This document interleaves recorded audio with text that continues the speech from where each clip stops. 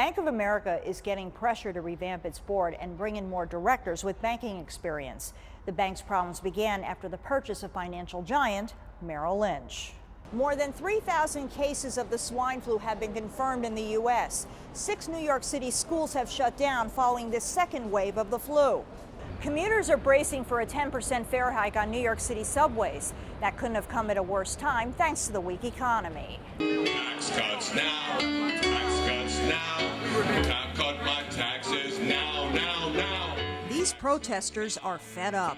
This was the army against high taxes in Westchester County. And Zerka is its commander. Sam Zerka, Westchester County's most politically incorrect person. How many people in this place are fed up with political correctness?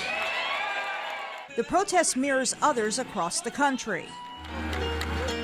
Tens of thousands have come together to rally against high taxes. Not stopping. This movement's going to grow.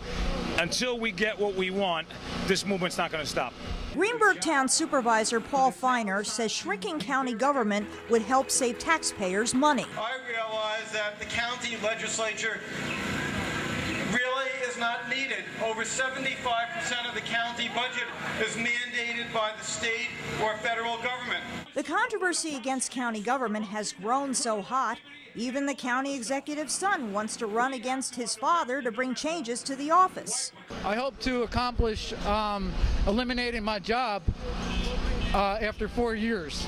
But Greenburgh resident Norma Siegel isn't buying it.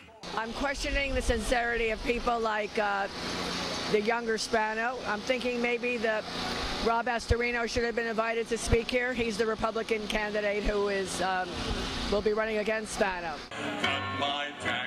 These protesters refuse to lie down quietly until all of their voices are heard by the Spano administration.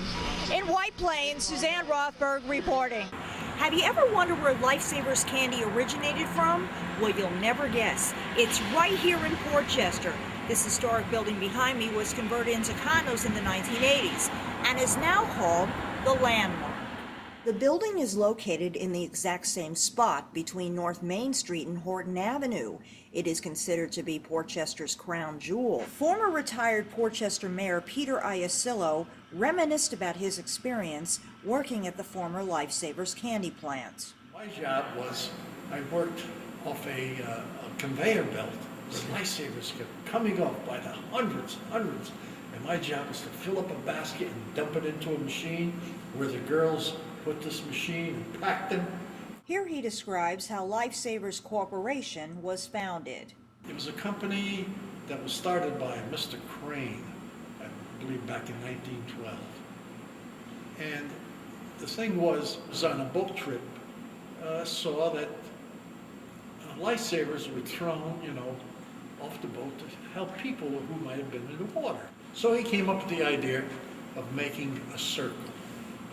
He had gone to a drugstore and he saw the druggist using a handheld machine, punching out medicines in a round shape. And he said, boy, that's the idea. Came up with that, and then later he came up with the hole in the center. And that's how it became Lifesavers.